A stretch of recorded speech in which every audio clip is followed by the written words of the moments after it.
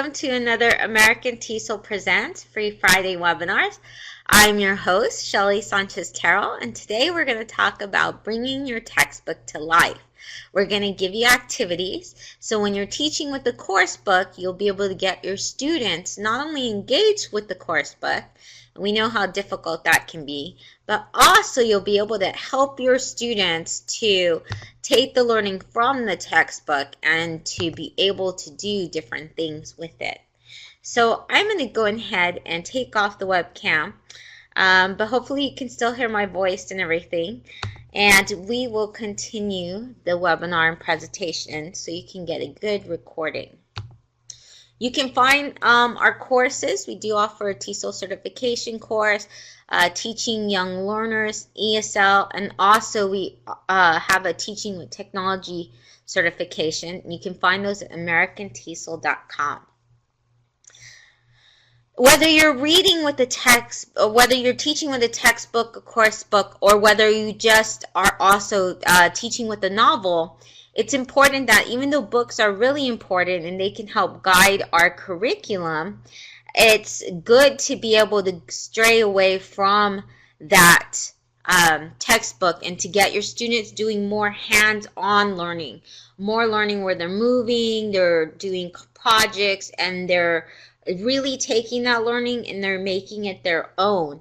And sometimes if you just strictly go by the textbook and you follow everything from the textbook, a lot of times not all your students will be interested or engaged. So it's important that we take our students as much as often, get them to do different activities. Your textbook is a tool to guide your curriculum. It really helps shape the curriculum. It can give you a way to design the curriculum and also let you know this is what your students should know. It provides for language learners important, or in general, any subject, vocabulary, which is important because sometimes as teachers, we need to know what kind of vocabulary our students need to know. A lot of our textbooks are based on objectives, so it's just one tool, but we have many other tools, especially now with Web 2.0 tools or the internet. So now we can use songs in the classroom, we can use music, we can use videos, we can get our students to create digital posters, and you can find on the American TESOL YouTube channel, you can find hundreds of webinars that deal with all of these topics. So you're able to research those that you think are really great. When you look at your textbook, the first thing that I think is really important is for you to look at the textbook as not being something that you read from top to bottom, not going unit 1, 2, 3, and 4, because you have freedom with that sometimes in your schools. A lot of times in your schools, you may have to teach with the book, but they'll give you the freedom to teach the units the way you want. And so I think it's important that you deconstruct your textbook. Look at the table of contents and get your students to deconstruct the textbook too. Get them at the beginning of the year or the beginning of your class to look at the table of contents, and just the table of contents, not the rest of the book yet, just so that they can kind of browse and get an idea of what's in the textbook. To look at different vocabulary, sometimes textbooks at the very end have all the vocabulary there. They can kind of browse through it. You can have where your students will list down vocabulary words they already know, and that gives them a basis, a foundation where they're able to say, oh, this is what I know from this textbook. So they can look at the table of contents and they can also give you different facts for the different units. So for example, if you're teaching a book and the first unit is animals, the second unit is restaurants, the next one is personality traits or clothing, each different unit they can list the different vocabulary they know, phrases they may know at a restaurant. They may already know, they can describe clothing, things like that. And that's very important because that gets them to connect what they already know to what they're going to learn. So that's good. Look at what kind of quizzes are in the book, what kind of exams. That can always be for them, for self-assessment, if they feel like they want to see if they really understand something. A lot of times I don't use the assessments inside the actual book, but they can be for the students. The students, if they want, they're there. I let them know, okay, if you want to quiz yourself or anything, go ahead, quiz yourself, and I do my own assessments. But you know, sometimes you might use some from the book. I don't, because then students can cheat. I'd rather them be able to do assessments where it's more difficult for them to cheat. The book has examples. A lot of times you'll see excerpts and you'll see bios of people sometimes. You'll see where they'll highlight in boxes little side stories or information or facts. Your students can kind of glance through those as well. Of course, there's the exercises, and one of the most important parts, especially when you're teaching language learners or you're diversifying instruction, is for your students to look at the visuals. Pay attention, teach them how to be visually literate. In other words, to look at captions, look at figures, look at drawings, and to be able to how to look at that image and be able to find out information right away just by scanning certain parts of the image. So one of the first ways you can get your students to engage with the textbook is for them to just sketch note, okay? So they can sketch note a chapter, they can sketch note a unit, or they can, whatever the intro is, a section, that's up to you. But this way they can visualize all of the wording in a textbook. So if you have a lot of words inside your text where they have to do a lot of reading, then sketchnoting is a way to make it very personal for them.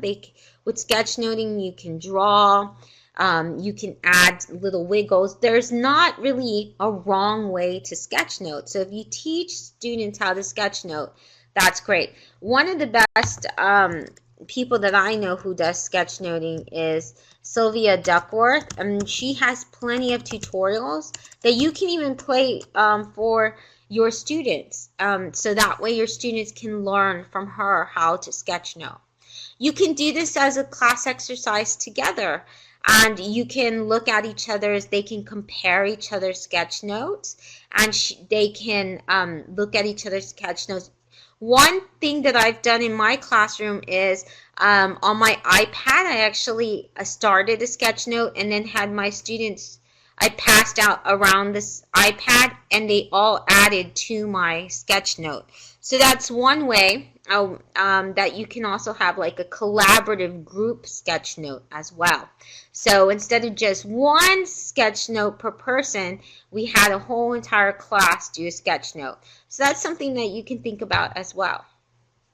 If you go to bit.ly SYL, which stands for Sylvia, sketch note, you're going to see her whole tutorial, a slideshow, and a sketch note on sketchnoting for beginners, and you can do it on the iPad. So she does it on the iPad. You can do it on piece of paper if you don't have technology, or you can also do sketchnoting on an Android tablet. Another way that I get students, and I recently did this actually just yesterday when I was teaching my class, is to list the chapter titles on the board.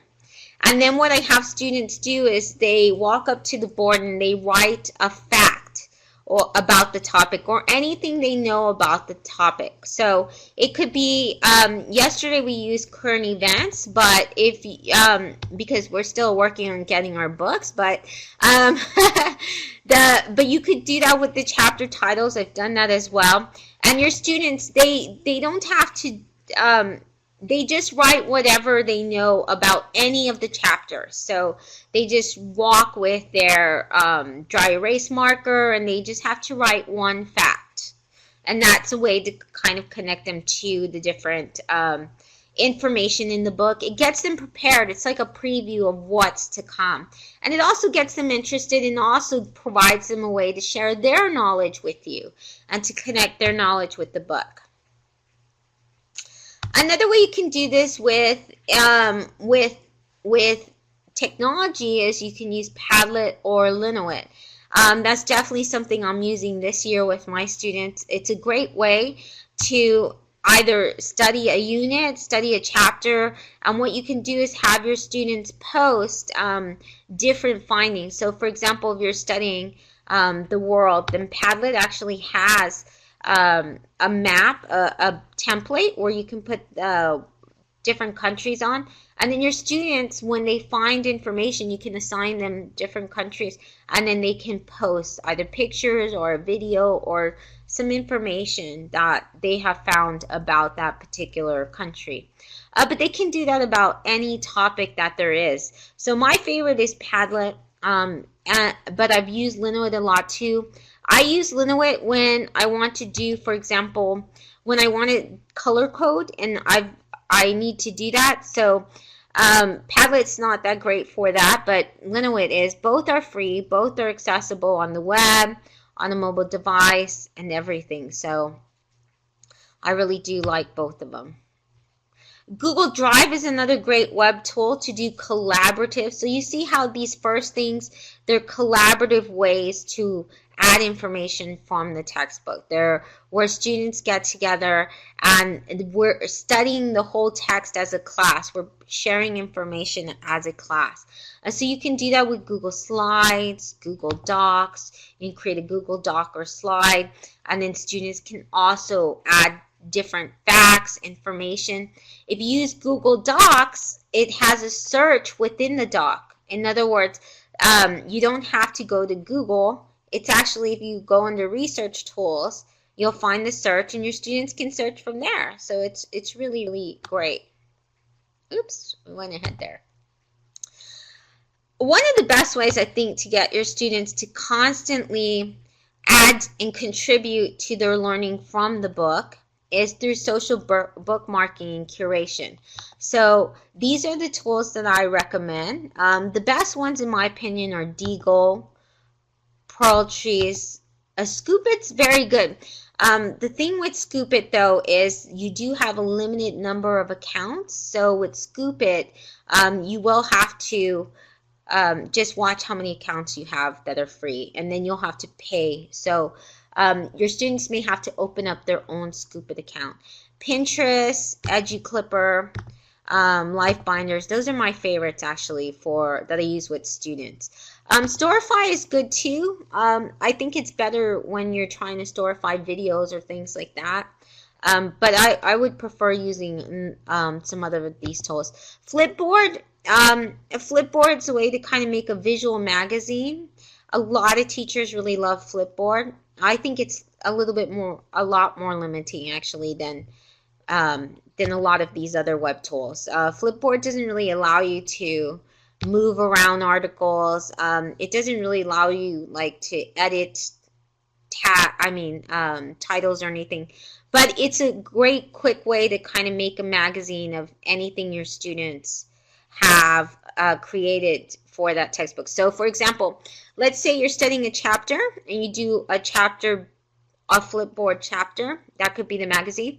And your students all wrote a blog about it. You could actually have all of the blog posts in one Flipboard. So teachers use it in that way. Flipboard is like a digital magazine in a way.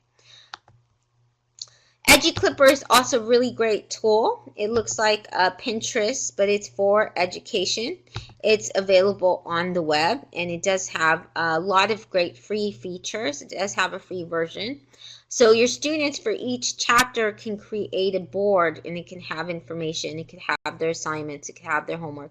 And it's a great way to organize notes. Now, one of the reasons why I think that it's important to have your students bookmark and also to do all of this is because when they finish with your classroom, they still have all of these bookmarks. They still have all of these resources, and they can carry on to their next class. So another way to bring the textbook to life, sorry, I don't know why it's going up here. Our thing is to have your students annotate. In other words, they can take group notes on a website. Hypothesis is one of those websites. You do have to register. Your students also have to register. So that is one thing. But you can see here, what it does is it puts up this little column on top of any website you use, any website, CNN, Nat Geo, Discovery, whatever website. And then your students can do group collaborative notes. They can chat with each other. They can talk about different sections. So students are able to do this all at once. I started collaborative annotation with my students this week, even though it's the first week, and they really enjoyed it. They had fun highlighting and writing down information and stuff. Some of them did mess around at first because they're getting used to it, so I let them do that. So you might see at the beginning, the first class, they're just testing out the tool. They're seeing what the tool can do, so you'll see a lot of highlighting at once and things like that. But then after a while, it really shows them how they can do that on their own when they're researching websites. Genius.com is another tool that's very similar to Hypothesis, so that really helps with annotation. Same thing, it puts up this little bar, and then your students can talk to each other and they can do collaborative note taking. Now, if you have 100 students in a class or something, you may want to divide it, because if you have too many on one, then yes, that can be very confusing. Another way for your students, especially young learners, to be able to take the information from a book and to make it their own is to retell it. They can retell it with these wonderful tools. Yak It for Kids is an iOS app. It's free. It's only an app though. Telegami as well. And so what they do is they can create little slides, and these characters talk. They actually talk. And Primary Access, it's not as user-friendly as Telegami or Yak It, but it's on the web. It is a web tool. And Primary Access is a wonderful tool because it lets you it has a database of a lot of historic pictures, a lot of, and you can, in other words, these weren't scanned by the students. These are actually part of Primary Access.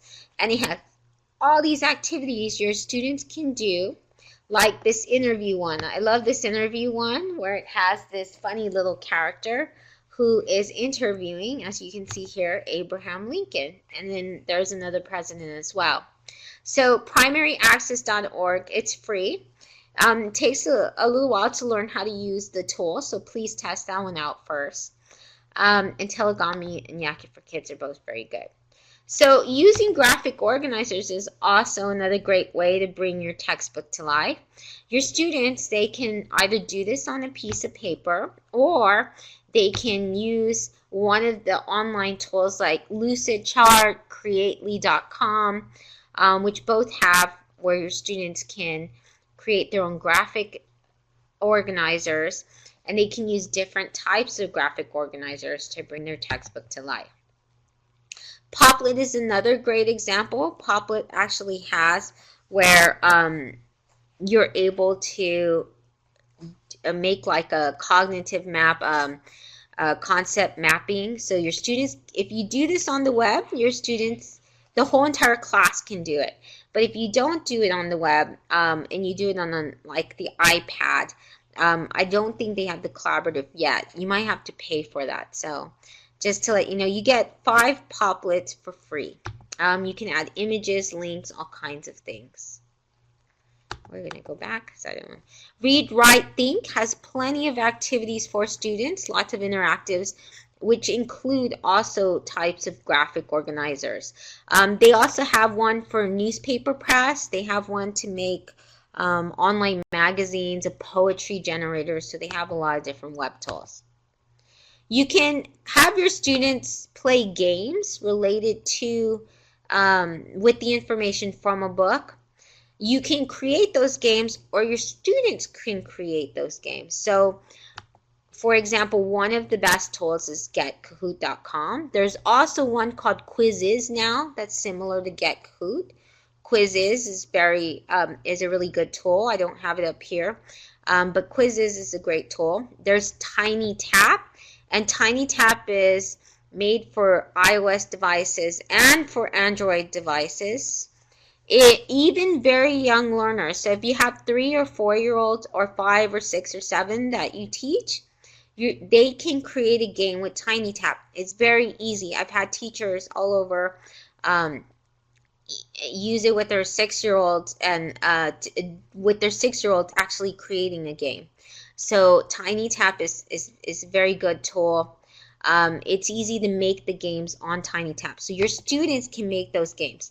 If you have more advanced students, like teenagers, college, and also even adolescents, you can, but it takes a little bit higher understanding.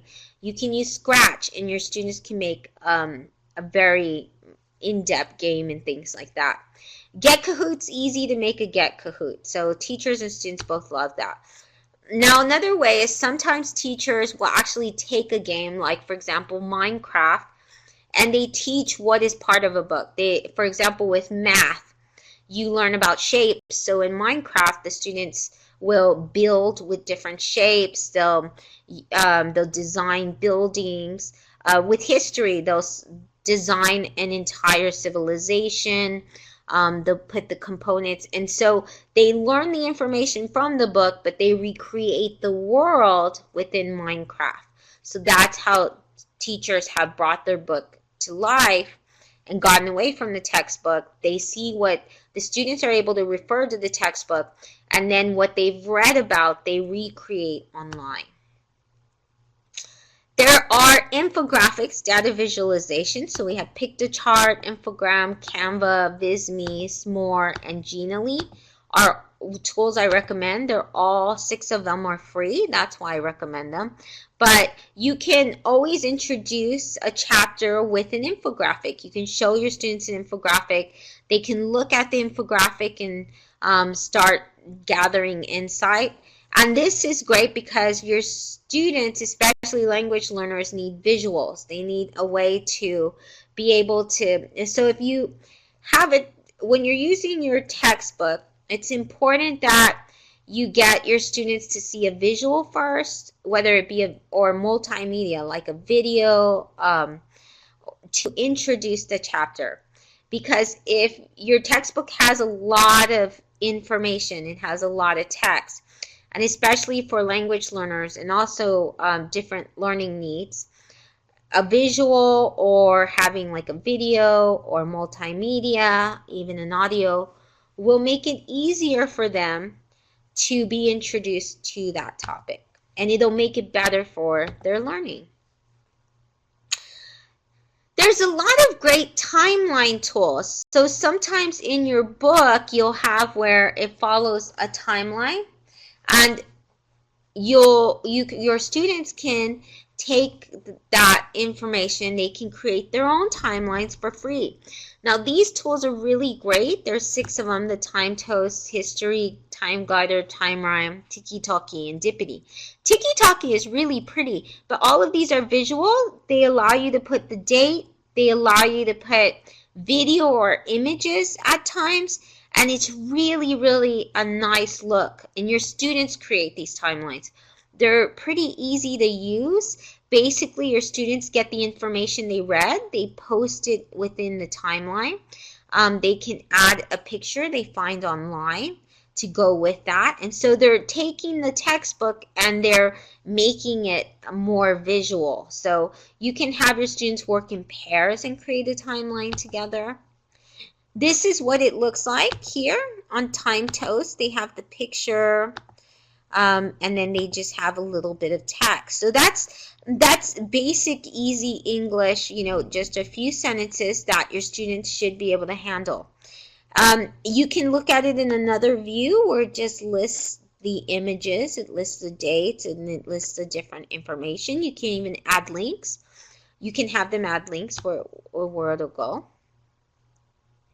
And then we have comic creators. We have where you can bring the textbook to life by having your students do a comic. And actually it should say shellyterrell.com/research.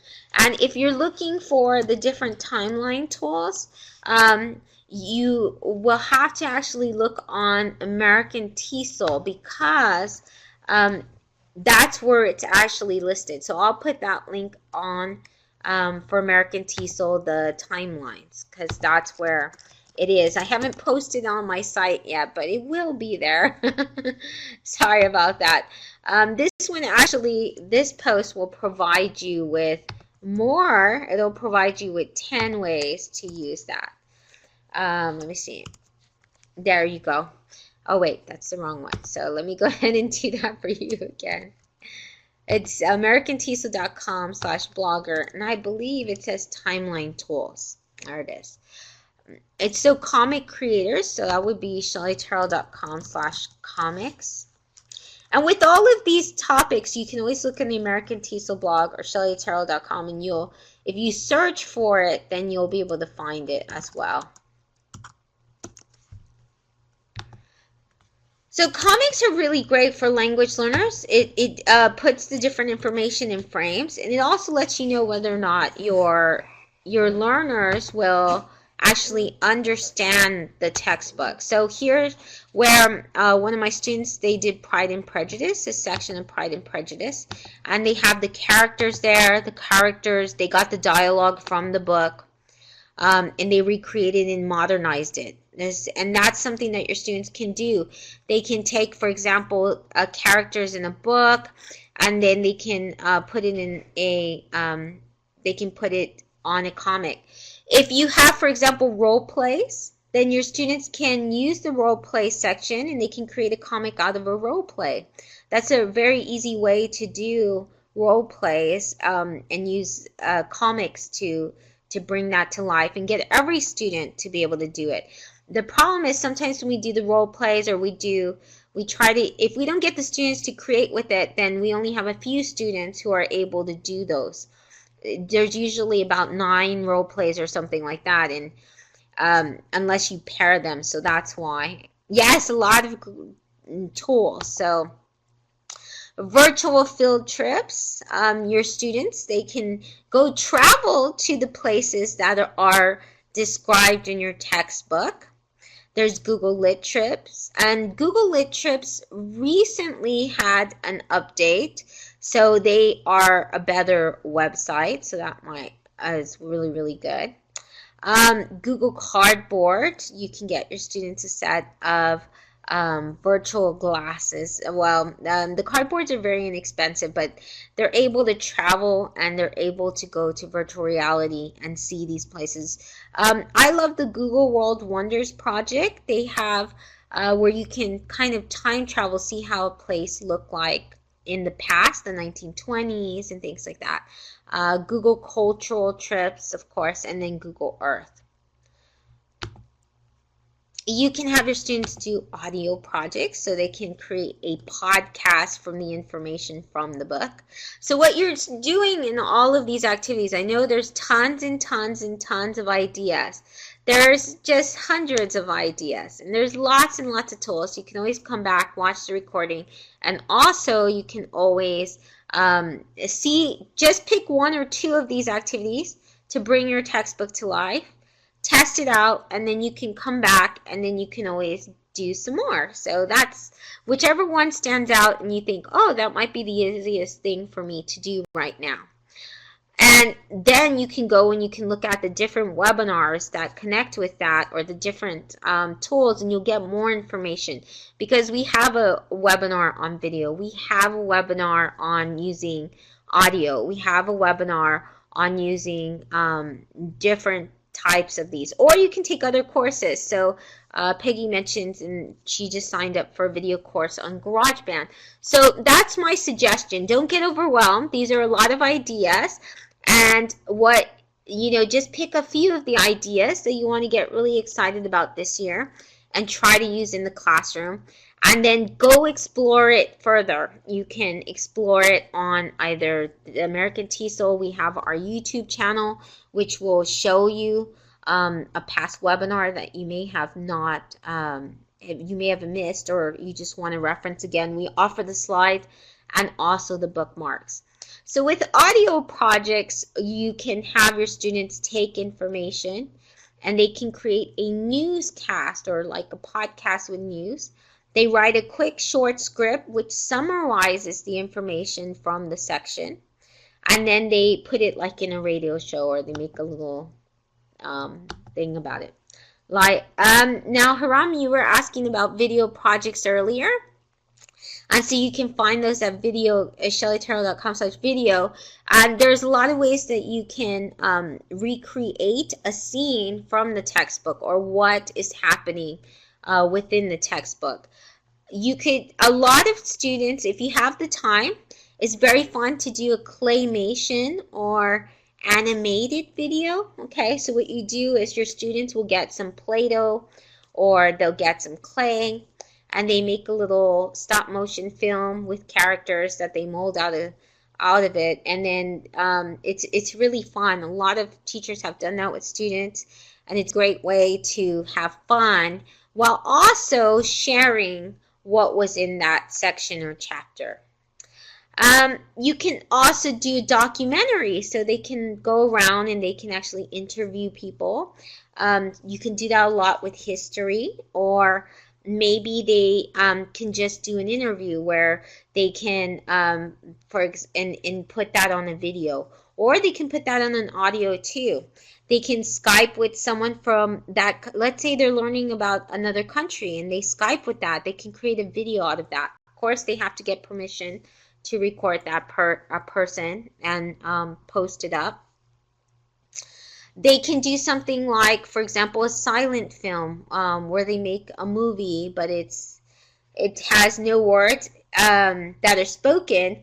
Instead, it has words that are on the screen after some acting, and that's a lot of fun too. If you go to shellyterrell.com video, or even in my book, Learning to Go, I have links to a lot of lesson plans that teachers have already with video projects.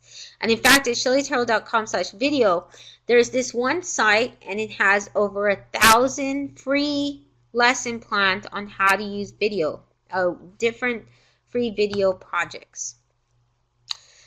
If you're very adventurous and you want to try some really cool technology, you may want to try augmented reality.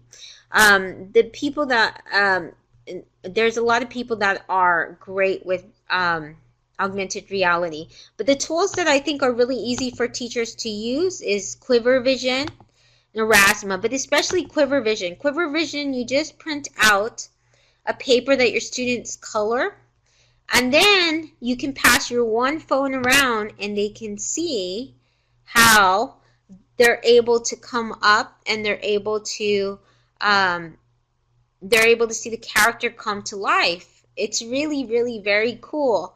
So a lot of other great tools are listed in engagetheirminds.wordpress.com. If you go to shellyterrell.com/cooltech, you'll be able to find that. I just learned about a new virtual reality tool too. So this is something that you're very interested in. I learned this from Jamie Donnelly, who is wonderful with using virtual reality. And so I'm going to put that down. It is cospaces.io. Your students can actually create their own virtual worlds. They can create their own virtual reality lessons, and it's very, very cool. It's the newest site that they've learned about. It's really amazing. And not only do they create it, but then they get to see it if you have cardboard or something. So those were plenty and plenty of ideas. There's so much more. In the chat box, Harim had mentioned word cloud tools. And in my original presentation, I did this 4 years ago, I had word cloud tools, but we just recently did a whole webinar on word cloud tools. But that is a great way to bring your textbook to life. Another way is flipped instruction. Another way is by using different types of learning games, game-based learning, where you can use that as well. So there's so many ways that you can bring your textbook to life. Recently, one of the original ideas in the post was also me using also sticky notes, and that's something that I did with my students this week. We used sticky notes, they put down some information and they posted it, and we talked about the information they shared. So there are tons, hundreds of ways to make your textbook come to life for your students and to get them excited to learn. Not just from the textbook, but to just get them excited about learning in your class. So thank you for joining me, and I will see you next week. I hope you had if you went back to school this week or you're going back to school, I hope you had a great first week or first month, and I hope that it continues to be a great, great year.